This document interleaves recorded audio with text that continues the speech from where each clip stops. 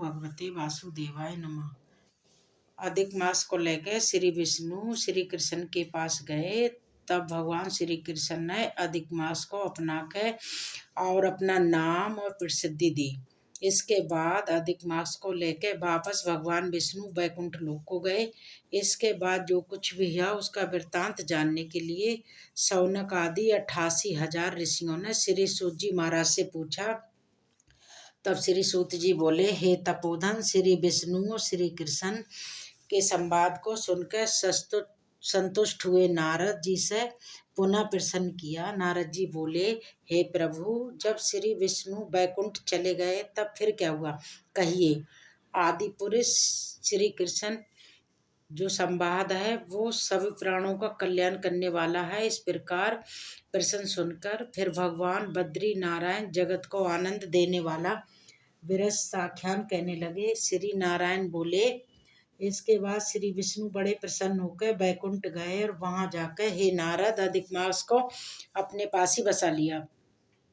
अधिक मास वैकुंठ वास पाकर अत्यंत प्रसन्न हुआ और 12 मासों का राजा होकर श्री विष्णु के साथ ही रहने लगा। 12 मासों में मल मास को श्रेष्ठ बनाकर श्री विष्णु मन से श्रेष्ठ संतुष्ट हो गए।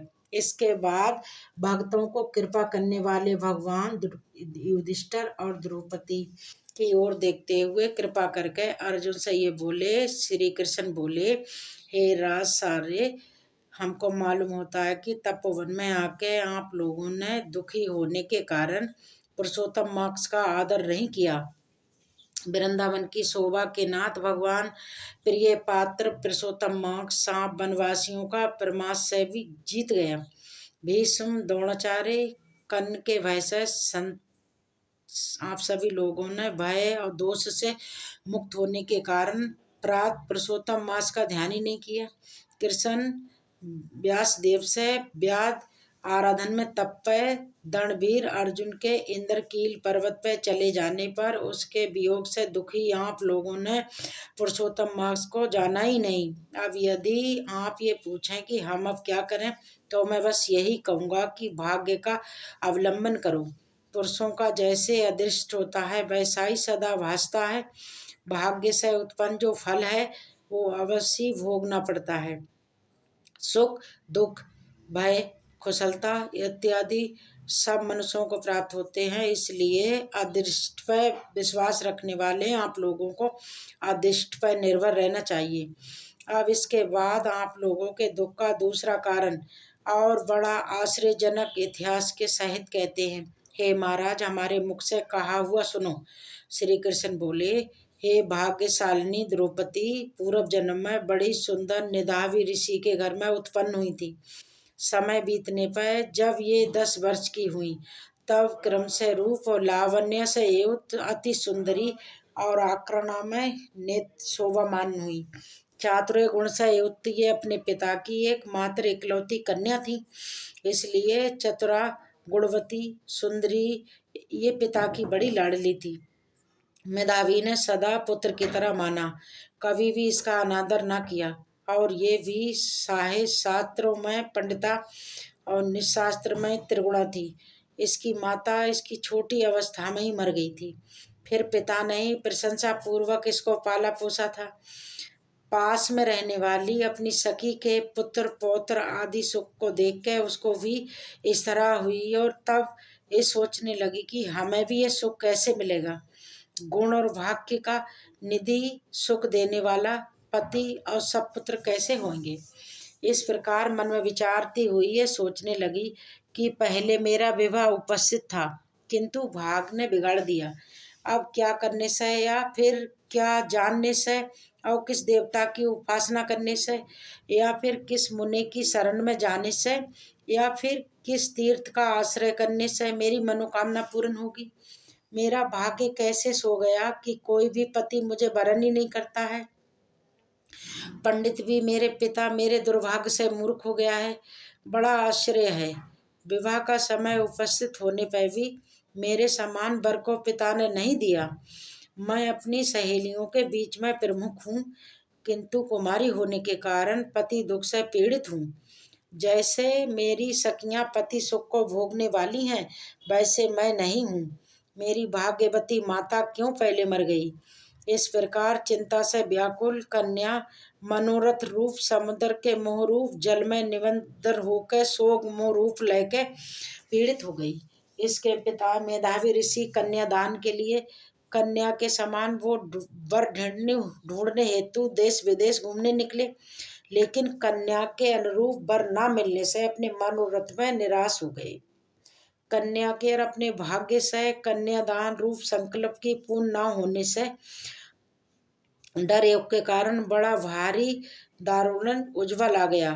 सब अंग ऐसे फूटने लगे जैसे सभी अंग टूट टूट के अलग हो जाएंगे, और जोर की ज्वाला से व्याकुल होकर सांस लेते हुए महा मूर्छा से मधुरापान से उन्मत्त की तरह पैर लड़खड़ाते गिरते पड़ते किसी तरह वो घर पे आए, और आते ही धरती पर गिर पड़े। भय से विह्वल कन्या जब तक पिता को देखने आती तब तक कन्या को याद करते हुए मेधावी मुनि मरणासन हो गए।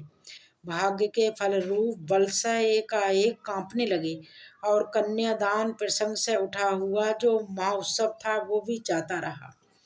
इसके बाद पहले किए हुए गृहस्थ आश्रम धन के परिश्रम के प्रभाव से संसार वासना को त्याग के भगवान ने मन को लगाने लगे।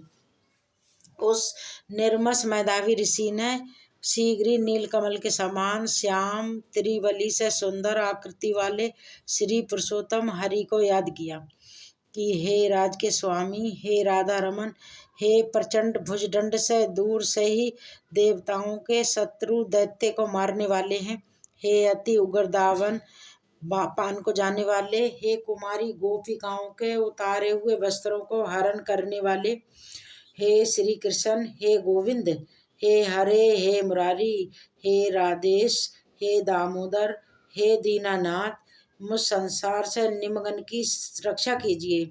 इंद्रियों के ईश्वर आपको प्रणाम है। इस प्रकार मेधावी के वचनों को दूर से ही सुनकर श्री भगवान चटपट मुकंद लोक से आ गए और उस मरे हुए मुनि को हाथ से पकड़ के ईश्वर के चरण कमलों में ले गए।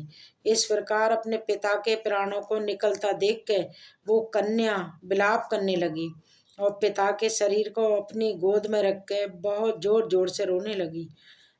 चील पक्षी की तरह बहुत देर तक विलाप करने के बाद अत्यंत दुख से विह्वल हुई और अपने पिता को जीवित की तरह समझ के बोली, हाय हाय हे पिता, हे कृपा सिंधु, हे अपनी कन्या को सुख देने वाले, मुझे आज किसके पास छोड़ के आप बैकुंठ सिधार गए हैं।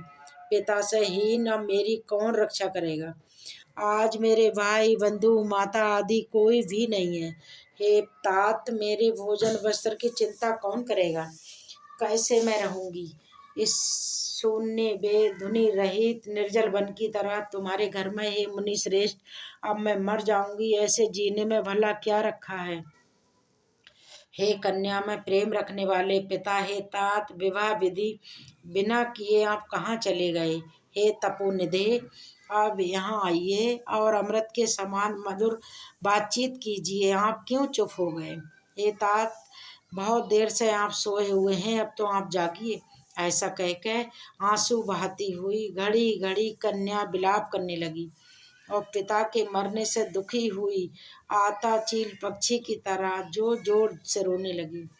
उस लड़की का रोना सुनकर उस वन में रहने वाले ब्राह्मण आपस में कहने लगे कि इस तपोवन में अत्यंत करुण शब्द से कौन रो रहा है। ऐसा कहकर सब तपस्वी चुप होकर ये मेधावी ऋषि की कन्या का शब्द है ऐसा निश्चय कर घबराए हुए हाहाकार करते हुए मेधावी के घर में आ गए और वहां आकर सबने कन्या की गोद में मरे हुए मेधावी ऋषि को देखा और देख कर उस वन के रहने वाले सभी मुनि भी विलाप करने लगे।